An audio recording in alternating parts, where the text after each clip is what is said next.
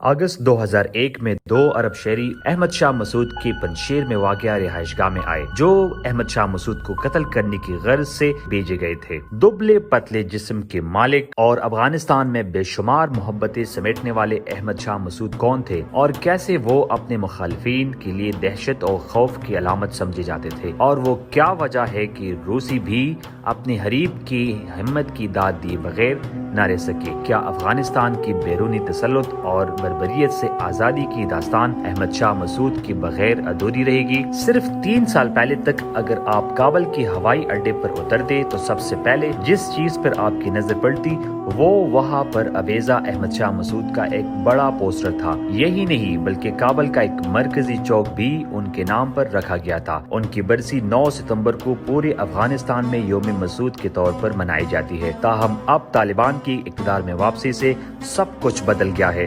سب سے پہلے کابل ایئرپورٹ پر نصب ان کی تصویر کو اکھاڑ پھینکا گیا اور ان کے نام سے منسوب جگہوں کے نام بھی تبدیل کر دیے گئے، لیکن افغانستان میں بہت سے لوگوں کے لیے وہ اب بھی قومی ہیرو ہیں۔ امریکی مصنف رابرٹ کیپلن نے ان کا موازنہ ایک گوریلا کمانڈر کے طور پر ماؤ اور چے گویرا سے کیا۔ اپنے حال ہی میں شائع ہونے والے سوانح عمری Afghan Napoleon the life of Ahmad Shah Massoud کی مصنفہ سینڈی گال لکھتی ہے کہ یہاں تک کہ ان کی روسی مخالفین بھی اپنی حریف کی ہمت کی تعریف کی بغیر نہ رہ سکے، جس نے 8 سالوں میں کم از کم 9 روسی حملوں کو پسپا کر دیا تھا۔ وہ طالبان کے سب سے بڑے مخالف تھے۔ دنیا کے بہت سے لوگوں نے ہمیشہ ان کی دانشمندی، عاجزی، ہمت اور فارسی ادب پر دسترس کی تعریف کی۔ 22 سے 49 سال کی عمر تک ان کی ساری زندگی لڑائی میں گزری۔ احمد شاہ مسعود نے ہمیشہ باوقار زندگی گزاری اور بہادری کی کئی مثالیں قائم کی۔ 25 سال تک انہوں نے قیادت اور حکمرانی کی دیگر افغان کمانڈروں سے کہیں بہتر مثال قائم کی۔ ان کا اخلاق بھی دوسروں سے بہت بہتر تھا۔ انہوں نے القاعدہ کے ساتھ کبھی معاہدہ نہیں کیا، اور جہاں دیگر افغان مزاحمتی جنگجو غیر ملکی حمایت کی امید میں ملک چھوڑتے رہے، احمد شاہ مسعود نے سوویت یونین کے قبضے کے دوران کبھی اپنا ملک نہیں چھوڑا اور انتہائی مشکل حالات میں پنجشیر میں لڑتے رہے۔ ذاتی طور پر انہوں نے سادہ زندگی گزاری۔ ان پر کبھی بھی اختیارات کے ناجائز استعمال یا بدعنوانی کا الزام نہیں لگایا گیا۔ ایک برطانوی افسر نے ان کا موازنہ مارشل ٹیٹو سے کیا جو یوگوسلاویہ کی آزادی کے لیے لڑے تھے۔ جب 1996 میں طالبان نے کابل کی طرف پیش قدمی کی تو اپنے ساتھیوں کے انکار کے باوجود احمد شاہ مسعود اکیلے طالبان کے کیمپ میں گئے تاکہ سمجھوتا کرنے کی کوشش کی جا سکے۔ ان کے ساتھیوں کو ڈر تھا کہ طالبان وہاں جاتے ہی انہیں مار ڈالیں گے، لیکن یہ ان کی شخصیت کی وجہ سے تھا کہ وہ زندہ واپس آئے۔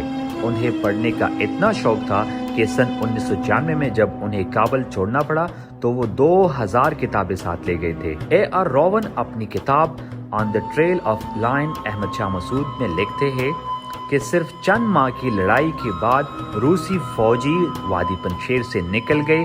بعد میں انہوں نے اس وادی پر 9 بار حملہ کیا اور ہر بار مسعود نے انہیں واپس جانے پر مجبور کیا۔ اور تو اور طالبان بھی اپنی تعداد سے 3 گنا زیادہ ہونے اور مبینہ طور پر پاکستان سمیت دیگر اتحادی ممالک کی حمایت کے باوجود مسعود کو کبھی شکست نہیں دے سکے۔ انگریز مصنفہ سینڈی لکھتی ہے کہ جب میں نے مسعود سے مصافحہ کیا تو سب سے پہلے جس چیز نے مجھے ان کی طرف متوجہ کیا وہ ان کی آنکھیں تھی۔ وہ ایک ذہین آدمی کی آنکھیں تھی۔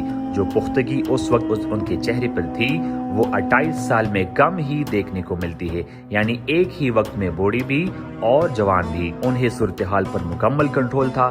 مسعود نے کبھی انگریزی نہیں سیکھی تھی لیکن وہ بہت روانی سے فرانسیسی بول سکتے تھے۔ اسامہ بن لادن بھی شروع میں ان کے ساتھ روسیوں کے خلاف لڑائی میں شریک تھے، لیکن بعد میں ان کی مسعود سے گہرے اختلافات ہو گئے اور یہی ان کے قتل کی وجہ بنی۔ اگست 2002 میں 2 عرب صحافی احمد شاہ مسعود کا انٹرویو کرنے آئے۔ اس واقعے کا پس منظر یہ ہے کہ 1 ماہ قبل اگست 2001 میں پشتون رہنما عبدالرسول سیاف کو اپنے ایک پرانے مصری دوست ابو ہانی کا فون آیا کہ وہ کسی طرح ان دونوں عرب دوستوں کو احمد شاہ مسعود کا انٹرویو کرنے کے لیے لے جائے۔ دونوں پہلے لندن سے اسلام آباد گئے اور پھر وہاں سے کابل پہنچے۔ وہاں سے وہ پنجشیر آئے جہاں کچھ دن وہ عبدالرسول سیاف کے مہمان رہے۔ اسکاٹ لینڈ یارڈ کو بعد میں جاری کردہ ایک بیان میں امراللہ صالح نے کہا کہ پنجشیری ڈرائیور نے افغان حکام کو بتایا کہ دونوں افراد انہیں احتیاط سے گاڑی چلانے کا کہہ رہے تھے کیونکہ ان کے پاس حساس آلات تھے۔ عبدالرسول سیاف کے ساتھ کچھ دن رہنے کے بعد ان صحافیوں کو وادی لایا گیا اور آستانہ میں مسعود کی گیسٹ ہاؤس میں ٹھہرایا گیا۔ یاد رہے کہ اس وقت مسعود تاجکستان میں رہائش پذیر تھے۔ کھانے کی میز پر جب میں نے ان سے پوچھا کہ وہ کہاں سے آئے ہیں تو انہوں نے جواب دیا کہ مراکش، لیکن وہ رہتے بیلجیم میں ہیں۔ ان کے مطابق جب میں نے مراکش کی سیاحتی اہمیت پر بات کرنے کی کوشش کی تو انہوں نے اس گفتگو میں دلچسپی نہیں دکھائی۔ میتھیو لکھتے ہیں کہ 1-2 دن کے بعد جب وہ مجھ سے تھوڑے سے بے تکلف ہوئے تو انہوں نے مجھ سے پوچھا کہ کیا آپ کے پاس جنرل مسعود کا نمبر ہے؟ میں نے جواب دیا نہیں، مجھے نہیں لگتا کہ وہ اپنا نمبر کسی کو دیتے ہیں۔ میں نے ان سے پوچھا کہ آپ کو کیوں چاہیے؟ انہوں نے جواب دیا کہ اپنی ٹی وی فلم کے لیے وہ انہیں ملنا چاہیں گے۔ اس وقت احمد شاہ مسعود کے پرانے دوست مسعود خلیلی انڈیا میں افغانستان کی سفیر ہوا کرتے تھے۔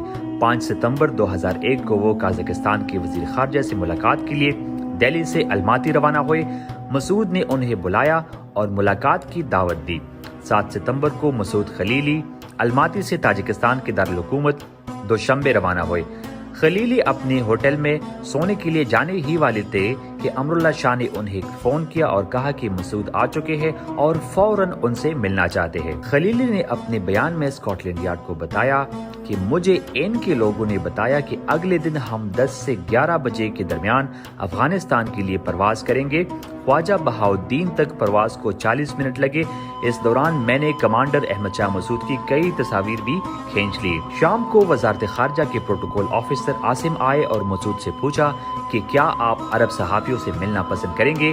انہیں شمالی اتحاد کے علاقے میں آئے ہوئے تقریباً 1 ماہ ہو گیا ہے اور وہ پچھلے 9 دنوں سے افغانستان میں خواجہ بہاؤالدین میں آپ سے ملنے کا انتظار کر رہے ہیں۔ احمد شاہ مسعود نے انہیں اگلے دن ملاقات کا وقت دیا۔ اس رات وہ اور خلیلی ساتھ رہے۔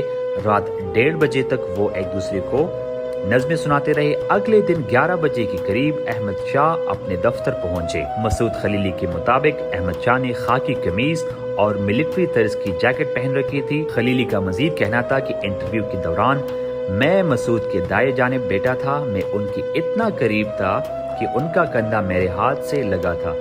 میں نے انٹرویو والے سے پوچھا کہ آپ کس اخبار سے ہیں؟ انہوں نے جواب دیا کہ میں کسی اخبار سے نہیں ہوں، میں یورپ کے اسلامک سینٹر سے ہوں۔ میں نے مسعود سے کہا کہ یہ صحافی نہیں ہے۔ مسعود نے مجھے کوہنی سے ہلکا سا دکھا دیا اور کہا کہ انہیں اپنا کام کرنے دو۔ پھر مسعود نے ان سے پوچھا کہ کتنے سوال پوچھیں گے۔ انٹرویو والے نے ایک صفحہ نکالا اور اپنے سوالات کو پڑھنا شروع کیے۔ کل 15 سوالات تھے، جن میں سے 8 سے 9 سوالات اسامہ بن لادن سے متعلق تھے۔ ان کا پہلا سوال یہ تھا کہ افغانستان کے حالات کیسے ہیں؟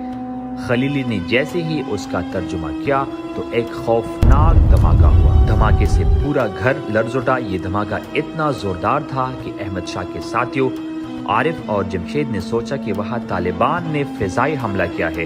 عرب قاتلوں نے کیمرہ مسعود کے بالکل سامنے رکھ دیا تھا، لیکن حقیقت میں بم انٹرویو لینے والے قاتل کی بیلٹ میں چھپایا گیا تھا۔ مسعود کے گارڈز کے مطابق احمد شاہ مسعود کا خون بہہ رہا تھا۔ انہوں نے یہ بھی دیکھا کہ ان کے دائیں ہاتھ کی ایک انگلی کا ایک چھوٹا سا حصہ کٹا ہوا تھا۔ مسعود خلیلی اور دیگر زخمیوں کو ہیلی کاپٹر کے ذریعے تاجکستان کے قریب ہسپتال لے جایا گیا۔ مسعود جیسے ہی فرخار کے پاس پہنچے تو وہاں موجود ایک انڈین ڈاکٹر نے انہیں مردہ قرار دے دیا۔ ان کے محافظوں نے بتایا کہ احمد شاہ مسعود دھماکے کے چند منٹوں میں ہی دم توڑ گئے تھے۔ مسعود کو 9/11 سے 48 گھنٹے پہلے قتل کر دیا گیا تھا، لیکن 9/11 کی وجہ سے اس واقعے پر زیادہ بحث نہیں ہو سکی۔ دونوں کی ٹائمنگ محض اتفاقیہ تھی، کیونکہ القاعدہ کے قاتل کئی ہفتوں سے احمد شاہ مسعود کو قتل کرنے کی منصوبہ بندی کر رہے تھے۔ مسعود خلیلی کا خیال ہے کہ اس قتل کے پیچھے القاعدہ کا ہاتھ تھا۔ انہوں نے اسکاٹ لینڈ یارڈ کو دی گئی ایک بیان میں کہا کہ اسامہ بن لادن پورے افغانستان اور وسطی ایشیا میں ایک قسم کا مذہبی خلفشار پیدا کرنا چاہتے تھے۔ یہ احمد شاہ مسعود کو راستے سے ہٹانے کے بغیر ممکن نہیں تھا۔ ان کے مطابق اسامہ کو معلوم تھا کہ وہ نیو یارک میں جو کچھ کرنے جا رہے ہیں اس کے بعد انہیں سیکیورٹی کی ضرورت ہوگی۔ کمانڈر مسعود کا قتل ایک طرح سے طالبان رہنما ملا عمر کے لیے ایک تحفے سے کم نہیں تھا، تاکہ مستقبل میں ضرورت پڑنے پر وہ اسامہ کو ضروری سیکیورٹی فراہم کر سکے۔